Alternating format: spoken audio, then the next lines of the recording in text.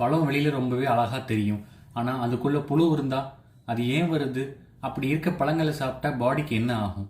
பழம் மரத்தில் காய்க்கும் பொழுது ஃப்ரூட் ஃப்ளைஸ் அப்படின்னு சொல்லக்கூடிய சின்ன ஈக்கள் அதுக்கு மேலே முட்டை போடும். அந்த முட்டைகள் பழம் பழுக்கும் பொழுது புழுவாக மாறிடும். பல பேர் இன்னமுமே பழங்களுக்குள்ள புழு இருக்குது அப்படின்னா இன்ஜெக்ஷன் போட்டு பழுக்க வச்ச பழம் அப்படின்னு நினைக்கிறாங்க. உண்மை என்ன அப்படின்னா இன்ஜெக்ஷனோ கெமிக்கலோ டைரக்டாக ரீசன் கிடையாது. இது முழுக்க ஒரு நேச்சுரல் ப்ராசஸ் தான். அப்படி புழு இருக்க பழங்கள் தெரியாமல் சாப்பிட்டா என்னென்ன பிரச்சனைகள் வரும்னு சொல்கிறேன், மறக்காமல் சேவ் பண்ணி வச்சுக்கோங்க. வாந்தி இருக்கலாம், வயிற்று வலி இருக்கும், வயிற்று போக்குன்னு சொல்லக்கூடிய டயரியா இருக்கும், ஃபுட் பாய்சனிங்கோட எல்லா சிம்டம்ஸுமே நீங்கள் பார்ப்பீங்க. முக்கியமாக சென்சிட்டிவ் ஸ்டொமக் இருக்கக்கூடிய குழந்தைகள் மற்றும் பெரியவர்களுக்கு கொஞ்சம் ரிஸ்க் அதிகம்தான். இந்த இன்ஃபெக்ஷனுக்கெல்லாம் கூட ட்ரீட்மெண்ட் எடுத்துக்கலாம்.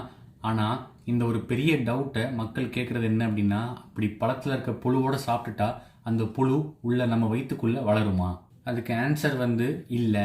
புழு கண்டிப்பாக நம்ம உடம்புக்குள்ளே வளராது, அதால் நம்ம உடம்புக்குள்ளே சர்வைவ் ஆக முடியாது. ஆனால் அதில் இருக்கும் பாக்டீரியா மற்றும் நச்சுத்தன்மையுள்ள டாக்ஸின்ஸ் ப்ராப்ளமை கிரியேட் பண்ணும். ஸோ எப்பயுமே பழம் சாப்பிட்றதுக்கு முன்னாடி கட் பண்ணி உள்ளே ஏதாவது இருக்கான்னு செக் பண்ணணும்.